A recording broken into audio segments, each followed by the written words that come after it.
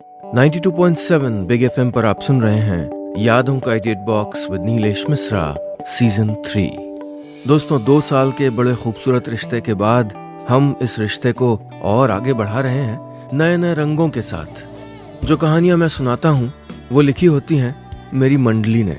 जी हाँ, एक राइटर्स की मंडली है जिसको मैं ट्रेन करता हूं, जो बम्बई और भारत के कई और हिस्सों में रहते हैं। मैं उनकी मदद करता हूं बेहतर से बेहतर कहानियां लिखने में और फिर उन्हीं कहानियों को आपके सामने पेश करता हूं। दोस्तों, आज मैं आपको सुना रहा हूं बसंत राज सिंह की लिखी कहानी अखबार। मेरा फोन बज रहा था। रिंगटोन कितना भी प्यारा और पसंदीदा क्यों न हो, सुबह की नींद में बेसुरा और बदतमीज ही लगता है। आंख खुली तो देखा माँ का कॉल था। ये दूसरी बार था। पहली बार नींद में काट चुका था, सो अब की रिसीव किया। माँ बोली, विपिन उठ जा बेटा, सुबह हो गई है। माँ, आज इतवार है, छुट्टी है। दरअसल माँ रोज सुबह जगाती है। अपने शहर भागलपुर में था तब खुद मेरे कमरे में आके, और अब जब मुंबई में हूं तो फोन करके। फोन कट करके मैंने फिर सोने की कोशिश की, लेकिन नींद उचट चुकी थी। सुबह के 9 बज रहे थे। मैं अपने कमरे में फर्श पे बिछाई हुई चटाई, उस पे एक पतला गद्दा और उसके ऊपर अपने शहर भागलपुर से लाए गए हैंडलूम की चादर वाले बिछावन पे लेटा था। भागलपुर से मुंबई आए 3 महीने हुए थे और इस फ्लैट में भी। फ्लैट क्या था, एक कमरा, एक गुसलखाना और एक रसोई का कुनबा था। भागलपुर में तो इन सब के बराबर अकेला मेरा एक कमरा था। फर्नीचर तो कुछ था नहीं, सो हाट में सजाई दुकान की तरह सब कुछ फर्श पे ही सजा रखा था। एक कोने में कंप्यूटर, उससे सटी हुई चटाई वाला बेड और उसके बगल में कुछ किताबें। बाकी अखबार और ढेरों रोज इस्तेमाल होने वाले सामान जैसे कंघी, आईना, फोन, बटुआ, इनका कोई नियत स्थान नहीं था। वो रोज नई जगह पे मिलते थे। मैंने चाय बनाई और फर्श पे ही बिखरे हुए कल के अखबार का एक पन्ना लेके खिड़की के पास बैठ गया। खिड़की ही बालकनी, आंगन, ओसारा, सब कुछ होता है मुंबई में। शायद चाय बहुत अच्छी थी, या उस अखबार की तासीर थी, या शायद वो खिड़की, या फिर छुट्टी का दिन, लेकिन इन सब का साथ होने की वजह से सुबह बड़ी उम्दा लग रही थी। इस पल का इंतजार मुझको हर रोज रहता है।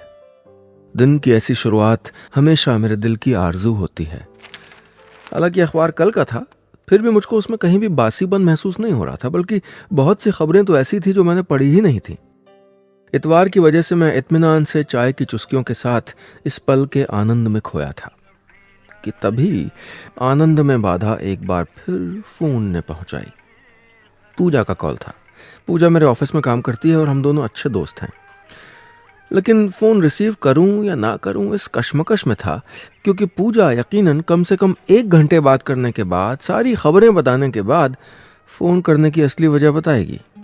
और मैं जनवरी के इतवार की एक सुबह खिड़की से आती धूप में बैठ के, हाथ में चाय का गर्म मग थामे, सामने पसरे अखबार पे नजरें डाले, एक पल में दिल्ली के संसद से अमेरिका के व्हाइट हाउस और मुंबई के वानखेड़े से साउथ एशिया के डरबन पहुंचने का सुख खोना नहीं चाहता था। सो मैंने पूजा का फोन रिसीव नहीं किया। देखिए, सवाल महज खबरों का नहीं है। सुबह की चाय के साथ अखबार एक एहसास है बेतकल्लुफी का।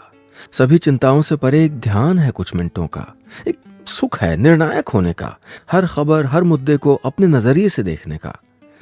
चाय खत्म हुई तो ध्यान टूटा, लेकिन इच्छा एक कप और की थी। ढूंढा तो पाया कि आज का अखबार अब तक नहीं आया था। दरवाजा खोल के उसका हैंडल भी देखा, लेकिन अब तक सूना था। दिन के 11 बज गए थे। चाय का दूसरा कप हाथ में था, लेकिन आज का अखबार अब तक नहीं आया था।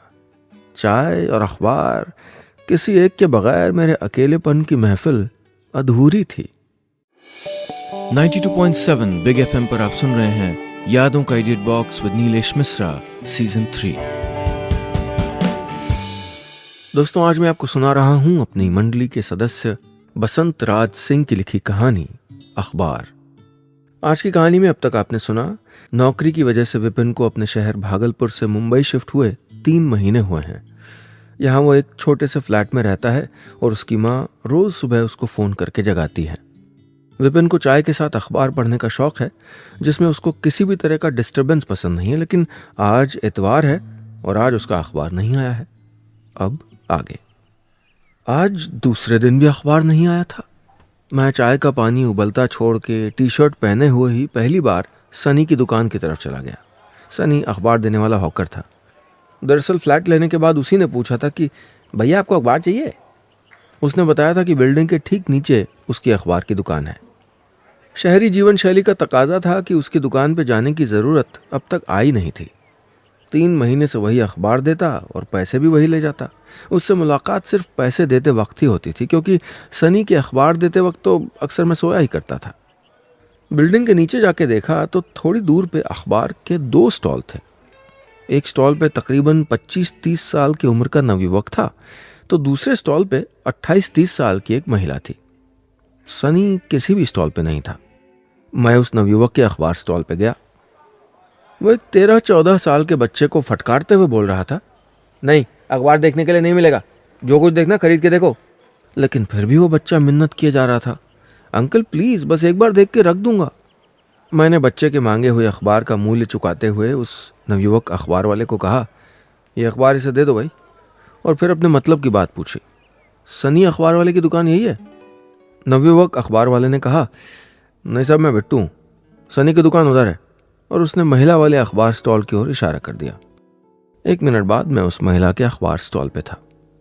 पॉलिटिकली और डिप्लोमेटिकली करेक्ट होते हुए संबोधित किया, दीदी मैं उस कॉर्नर वाली बिल्डिंग में रहता हूँ, फ्लैट नंबर 105। 2 दिन से अखबार नहीं आ रहा। अच्छा, मैं पूछूंगी सनी से। बड़े ही सौम्य तरीके से मुस्कुराते हुए वो अखबार वाली दीदी बोली। अखबार वाली दीदी के पास से मुड़ा ही था कि किसी ने कमर पे दस्तक देते हुए आवाज दी, अंकल ये लीजिए आपका पेपर। ये वही बच्चा था जिसको अभी चंद मिनटों पहले मैंने उस नवयुवक बिट्टू के स्टॉल से अखबार दिलाया था। ये तुम्हारे लिए ही था बेटा, तुम रख लो, मैंने कहा। लेकिन मेरा काम हो गया अंकल, उस बच्चे ने कहा। नाम क्या है तुम्हारा? मैंने पूछा। गुड्डू, जाते जाते उसने कहा। मैं कमरे में वापस आया। चाय का पानी भाप बन के उड़ चुका था। दोबारा पानी डाल के चाय बनाई। लेकिन अखबार बिना सुबह की चाय का एहसास ठीक वैसा ही था जैसे बिना स्टिक के कुल्फी। मन जरा तल्ख हो गया था। फोन लिया और कुछ सोचते हुए मैंने पूजा का नंबर डायल किया। हेलो। फोन के दूसरी तरफ पूजा की सुरीली आवाज थी। पूजा, ऑफिस जाने में मुझको जरा देर हो जाएगी, तुम बॉस को बता देना प्लीज। हाँ, मैंने कहा। ओके बाय, टेक केयर, बोलते हुए पूजा ने फोन रखा। पूजा का ये ओके बाय टेक केयर उसके हेलो से भी ज्यादा सुरीला था। हालांकि यही बात मैं खुद से भी बता सकता था बॉस से, लेकिन तब ये पूजा की सुरीली हेलो बाय नहीं मिलती ना सुनने को। खैर मैं ऑफिस वक्त पे ही पहुंच गया। ऑफिस में घुसते ही पूजा अपनी बड़ी बड़ी कजरारी आंखों से मुझको घूर रही थी। आंखों के इशारे से ही पूछ रही थी कि जब टाइम पे ही आना था तो बॉस को बोलने को क्यों कहा कि देर से आने वाले हो। मैं उसे देख के बस मुस्कुराया। अपने डेस्क पे पहुंच के बगल में बैठने वाले शर्मा जी से आज का अखबार मांगा। क्या करोगे मियाँ, अखबार पढ़ के? खबरें तो कुछ होती नहीं है, सिर्फ इश्तिहार होते हैं। वैसे भी आज का अखबार कल की रद्दी होता है। शर्मा जी के प्रवचन को अनसुना करते हुए मैंने उनके हाथ से अखबार ले लिया। ऐसा लगा जैसे प्यासे को पानी मिल गया हो। मैं अखबार में खो गया था। 92.7 बिग एफएम पर आप सुन रहे हैं यादों का edit box with Nilesh Mishra season 3। दोस्तों, आज मैं आपको सुना रहा हूं अपनी मंडली के सदस्य बसंत राज सिंह की लिखी कहानी अखबार। आज की कहानी में अब तक आपने सुना, नौकरी की वजह से विपिन को अपने शहर भागलपुर से मुंबई शिफ्ट हुए 3 महीने हो गए हैं। पिछले 2 दिनों से अखबार न आने की वजह से वो अपने अखबार के हॉकर को शिकायत करने जाता है। बिल्डिंग के नीचे अखबार के 2 स्टॉल हैं, बिट्टू का अखबार स्टॉल और सनी का अखबार स्टॉल। बिट्टू के अखबार स्टॉल पे वो एक 13-14 साल के बच्चे गुड्डू को उसके पसंद का अखबार दिला देता है और अपने अखबार वाली दीदी से शिकायत करके वापस आ जाता है। फिर आज का अखबार ऑफिस में पढ़ता है। अब आगे 2 दिन बाद मैं फिर से अखबार वाली दीदी के सामने था। उनसे थोड़ी तलखी के साथ बोला, अखबार आज फिर से नहीं आया दीदी। लेकिन सनी तो दे आया था, इतवार को भी गया था, बल्कि सनी तो रोज अखबार आपके फ्लैट के दरवाजे पे हैंडल में टांग आता है। अखबार वाली दीदी अपनी चिर परिचित सौम्य मुस्कान के साथ बोली। अच्छा, मैंने कहा। हालांकि मेरे पास सकुचाने की वजह थी, लेकिन मैं सकुचाया नहीं। अखबार वाली दीदी ने आज का अखबार भी थमा दिया था। बिना उनकी किसी गलती के मैंने ले भी लिया था। लेकिन दिमाग ढूंढ रहा था कि अखबार आखिर जा कहां रहा है। अखबार अक्सर गायब होने लगे थे, कभी लगातार 1-2 दिन तो कभी 3-4 दिन के अंतराल पे। इतना तो स्पष्ट हो गया था कि सनी अखबार दे जा रहा था और वो गायब मेरे दरवाजे के हैंडल पे बैठने के बाद ही हो रहे थे। दिमाग ने जासूसी कसरत करना शुरू कर दिया था, लेकिन नतीजा सिफर था अब तक। आज सुबह दरवाजे के हैंडल पे अखबार के अटकने से हुई ठक की आवाज सुनी मैंने। सोचा चाय का पानी चढ़ा दूं गैस पे, फिर निकालता हूं अखबार। लेकिन दरवाजा खोलते ही अखबार गायब था। अब एक और बात पक्की हो गई थी कि अखबार कोई चुरा रहा है, और वो कोई पड़ोसी ही है, वरना अखबार दरवाजे के हैंडल पे अटकाने, चाय के पानी चढ़ाने और दरवाजा खोलने के बीच बीते हुए 4-5 मिनटों में कोई अखबार चुराने 2 किलोमीटर दूर से तो आने से रहा ना। चाय बड़े ही जासूसी अंदाज में पी मैंने, ये सोचते हुए कि नेक्स्ट क्या। ऑफिस जाते वक्त बिल्डिंग के रिसेप्शन पे बोर्ड में लगे नामों में अपने पड़ोसियों के नाम तलाशना शुरू किया। फ्लैट नंबर 103 कोई मिस्टर गाडगे, फ्लैट नंबर 104 कोई मिस्टर पाटोले, फ्लैट नंबर 105 कोई मिस्टर म्हात्रे। लेकिन फ्लैट नंबर 105 में तो मैं रह रहा था। ओ, ये फ्लैट ओनर का नाम था। Flat number 107 mister Rane. इस तरह फर्स्ट फ्लोर पे रहने वाले सभी पड़ोसियों से यह मेरा पहला परिचय था। अब दुविधा यह थी कि तहकीकात की शुरुआत कैसे करूं। ऑफिस पहुंच के इत्मीनान होने के बाद मैंने गौर किया कि पूजा अपने डेस्क पे नहीं थी। मन की उत्सुकता को थामते हुए शर्मा जी से बोला, शर्मा जी जरा पूजा को आवाज देंगे क्या? जवाब आया, वो नहीं आई है। क्यों? सहज ही मेरे मुंह से निकल गया, ये तो पूजा ही बताएगी, उसी से पूछ लीजिएगा। अपने शहर से दूर इस परदेश में मेरा एक ही तो साथी था, अखबार, जो आजकल बारिश की धूप की तरह कभी दिख रहा था तो कभी गायब। दिल का अकेलापन एक और साथी तलाश रहा था, पूजा के रूप में। पूजा से कैसे पूछूं, क्या बताऊं और कब, ये सब ख्याली पुलाव दिमाग में पक ही रहे थे कि पूजा ने ऑफिस में प्रवेश किया। पूजा को सीधे अपनी तरफ आते देख मैंने काम में मशगूल होने का थोड़ा अभिनय किया। तभी वो पास आई और बोली, ये लीजिए सिद्धिविनायक का प्रसाद, आज गणेश चतुर्थी है ना। मैं कुछ बोलता पूछता इससे पहले वो शर्मा जी की ओर मुड़ चुकी थी, और मेरा दिल भी उसके आंचल में उलझा उधर ही खिंचा चला गया था। 92.7 बिग एफएम पर आप सुन रहे हैं यादों का edit box with Nilesh Mishra season 3। दोस्तों, आज मैं आपको सुना रहा हूं अपनी मंडली के सदस्य बसंत राज सिंह की लिखी कहानी अखबार। आज की कहानी में अब तक आपने सुना, नौकरी की वजह से विपिन को अपने घर भागलपुर से मुंबई शिफ्ट हुए 3 महीने हो चुके हैं। इन दिनों वो अखबार गायब होने से परेशान है, जिसकी शिकायत अपने अखबार वाली दीदी से कई बार कर चुका है। और वहां उसको पता चलता है कि उसका हॉकर सनी तो रोज अखबार उसके दरवाजे के हैंडल पे टांग आता है। सारा माजरा समझने पे उसको अपना अखबार चोरी होने का अंदेशा होता है और वो पड़ोसियों पे एक तहकीकात शुरू कर देता है। अब आगे। ये जानते हुए भी कि अखबार मेरे दरवाजे के हैंडल पे बैठने के बाद गायब हो रहे हैं, फिर भी मैं अखबार वाली दीदी को 2-3 बार डपट आया था। अब की तो मैंने ये भी धमकी दे डाली थी कि आपके यहां से अखबार लेना बंद कर दूंगा मैं। तब भी वो अपनी मुस्कान के साथ बोली, मैं भी पता लगाती हूं, आप भी जरा ध्यान रखिएगा कि कौन चुराता है अखबार। अखबार वाली दीदी के पास से लौट रहा था कि वो गुड्डू मिल गया, जिसको मैंने बिट्टू के स्टॉल पे अखबार दिलाया था। मुझे देखते ही उसने पूछा, अंकल किसी अच्छे जिम का पता बताएंगे क्या? मैंने एक नज़र उस पर डाली, उसकी उम्र और हुलिये को आंकते हुए कहा, क्यों, तुम्हें जिम की क्या जरूरत पड़ गई? अंकल जरूरत है ना, बताइए ना, आपको पता है? गुड्डू ने पूछा। मैंने वक्त ज़ाया होते देख पीछा छुड़ाने की गरज से कहा, नहीं मुझे नहीं पता। ओ अंकल, आप तो डेली अखबार लेते हैं। तो मैंने उसको घूरते हुए पूछा, आपको तो पता होना चाहिए। उसने पूरी ढिठाई के साथ कहा। अब कि बिना जवाब दिए मैं निकल गया। अखबार चोर पकड़ने के लिए अब मैं जरा जल्दी उठने की कोशिश करने लगा था। जिस दिन अखबार आ जाता उस दिन तो मैं अपने हाथ की बनी चाय, खिड़की और अखबार के संगम में डुबकी लगा लेता था। लेकिन जिस दिन अखबार नहीं आता उस दिन पुराने अखबार से ही काम चलाना पड़ता था। आज सुबह माँ के कॉल को कट करके सोना चाह ही रहा था कि फोन की मैसेज बीप ने पलकों पे आहिस्ता चढ़ती नींद को धक्का देके गिरा दिया। पूजा का मैसेज था। अब नींद के आने के कोई आसार नहीं थे।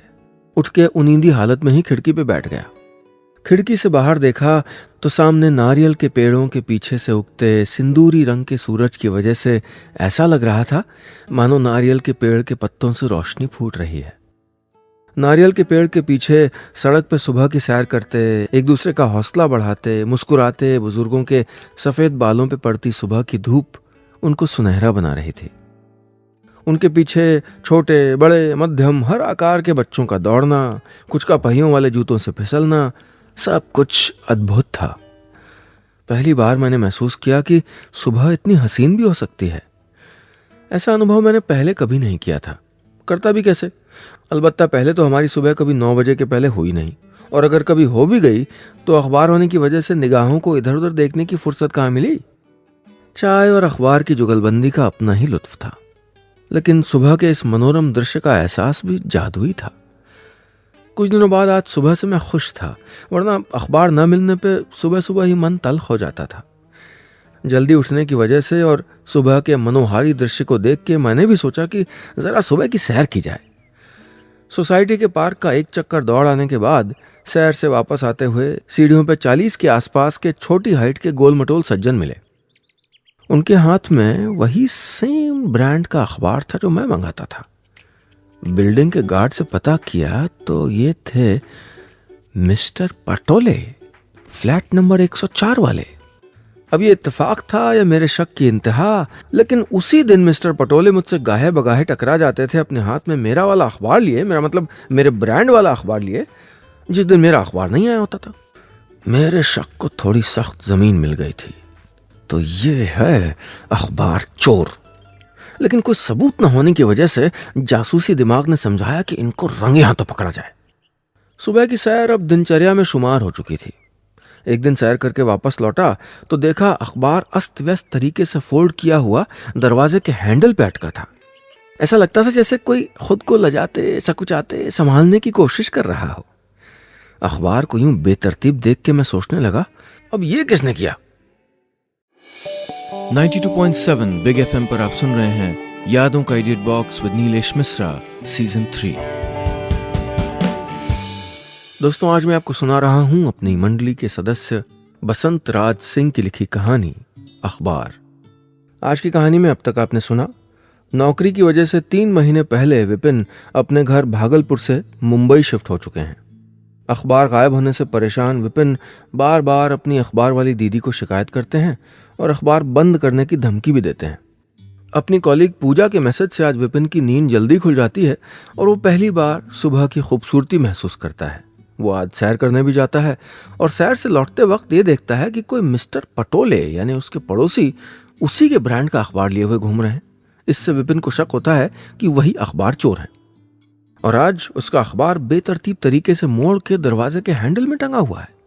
अब आगे गायब तो अखबार हो ही रहे थे, लेकिन अब एक नई बात भी होने लगी थी। अखबार कभी कभी लुटे पिटे अस्त व्यस्त अवस्था में भी मिलने लग गए थे, जैसे किसी ने पढ़ने के बाद बेदर्दी से तह लगाई हो। ऐसा लगता था जैसे किसी ने खा के जूठन छोड़ दिया हो। नए नवेले अखबार को खोलने का सुख ऐसा है जैसे दुल्हन के रुख से घूंघट सरक रहा हो। चोरी की वजह से भाप निकलती चाय और प्रबुद्ध मुद्रा में अखबार पढ़ने के आनंद से गाहे बगाहे वंचित तो हो ही रहा था, लेकिन यूं अखबार को बेतरतीब तरीके से कबाड़ की तरह मोड़ने से कभी कभार ही मिलने वाले उस सुख में भी खलल आ गया था। जरूर मिस्टर पटोले को पता चल गया कि मैं उन पर शक कर रहा हूं, तो वो अब चुपके से अखबार पढ़ के वापस कर देते हैं। पर कैसे? बिल्डिंग के गार्ड ने बताया होगा उनको। मैंने खुद ही खुद को जवाब दिया। सुबह की सैर में अब मैं मिस्टर पटोले का पीछा करता और गुपचुप उन पे नजर रखता। ऐसे में कभी नजरें आपस में टकरा जाती हैं एक दूसरे से तो शिष्टाचारवश मुस्कुरा देते थे हम दोनों।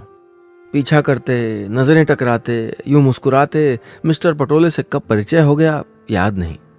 मिस्टर पटोले बड़े ही हंसमुख, हाजिर जवाब, चुटीले किस्म के इंसान थे। उनके साथ वक्त कैसे व्यतीत होता था पता नहीं चलता था। अब कभी कभार अखबार के संग चाय सुबह मिस्टर पटोले के यहाँ ही हो जाती थी। हालांकि मैं अपने घर पे अपनी चाय के साथ अपने अखबार को पढ़ते हुए अपना अकेलापन नहीं खत्म कर पा रहा था, लेकिन फिर भी चाय की चुस्कियों के साथ मिस्टर एंड मिसेस पटोले से गुफ्तगू का एक अलग सौंदर्य था। चाय एक कड़ी है, अकेले होने पे यह पानी, दूध और शक्कर का साधारण गर्म घोल है। लेकिन अगर ये आपके और आपके अखबार के बीच हो, आपके और क्रिकेट मैच के बीच हो, आपके और आपके विचारों के बीच हो, आपके और आपके दोस्तों की गप के बीच हो, तो ये एक अद्भुत एहसास बन जाता है जिसको सिर्फ जीभ की स्वाद इंद्रियां महसूस नहीं करती बल्कि पूरा मन महसूस करता है। पूजा के साथ कैंटीन में भी चाय कड़ी थी। वो अपने बीमार डॉगी का हाल बयां कर रही थी और मैं बड़ी दिलचस्पी से उसके ठीक होने के नुस्खे बता रहा था। ऑफिस के ही शर्मा जी के अनुसार लड़कियों की फिजूल बातें ध्यान से सुनने से वो आपको समझदार समझती हैं। सो मैं भी समझदार दिखने की पूरी कोशिश कर रहा था। हालांकि मन ही मन ये गणित भी सॉल्व कर रहा था कि अभी प्रपोज करूं या बाद में। बहुत मानसिक उधेड़बुन के बाद इस नतीजे पे पहुंचा कि ऐसी बातों के लिए ऑफिस मुफीद जगह नहीं है। सो बातों का रुख बदलते हुए मैंने पूजा को अपने अखबार गायब होने की दास्तान सुनाई। उसने तपाक से कहा, तुम अखबार बंद क्यों नहीं कर देते? सारा प्रॉब्लम उसी से है। अरे खबरें तो अब इंटरनेट से, स्मार्टफोन से, न्यूज ऐप्स पे मिल ही जाती हैं। अब पूजा को कैसे समझाएं? बात फुर्सत से चाय का गर्म कप थामे, फर्श पे 3-4 स्क्वायर फुट में अखबार के दोनों पन्ने फैलाए सुकून के उस 10-15 मिनट की थी जो किसी इंटरनेट या किसी न्यूज ऐप में नहीं मिल सकती थी। खैर, मिस्टर पटोले को रंगे हाथों पकड़ने की तरकीब मुझी को सोचनी थी। आज सुबह सैर करते वक्त मिस्टर पटोले कुछ परेशान दिखे।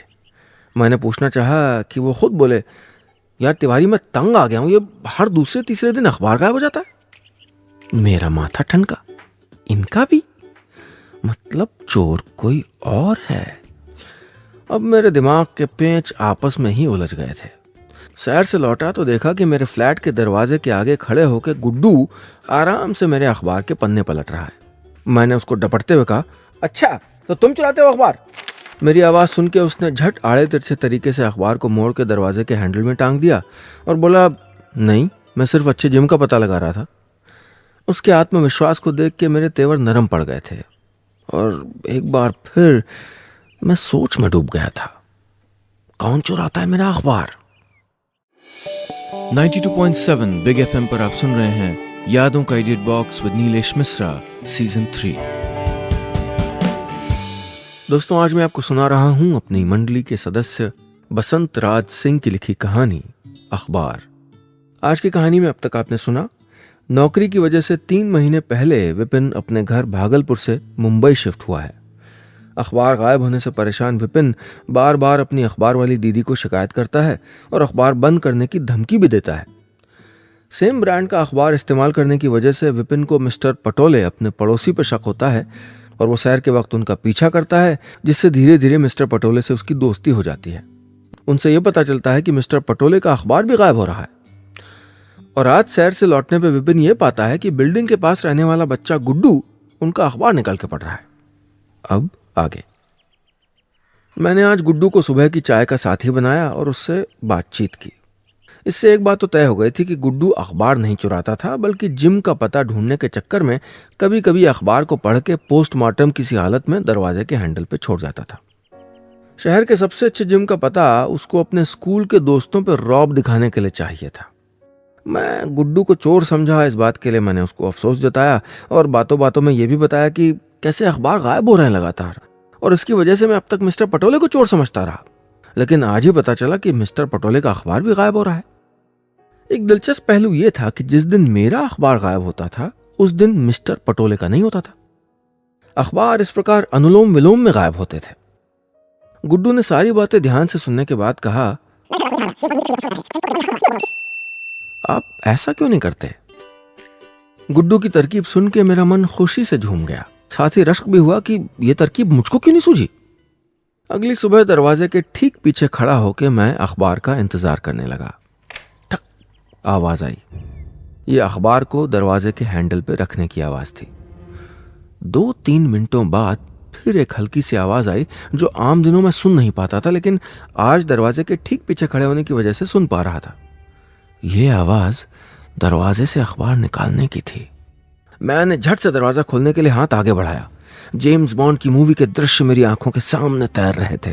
कुछ सेकंड में चोर का गिरेबान मेरे हाथों में होगा, यूं दबोचूंगा उसे कि मेरा फोन बज उठा। एक पल को ठिठका, देखा माँ का फोन था। मैंने फोन काटा, झटके से दरवाजा खोला, देखा अखबार गायब और कॉरिडोर में कोई नहीं था। धत, फोन को भी अभी आना था।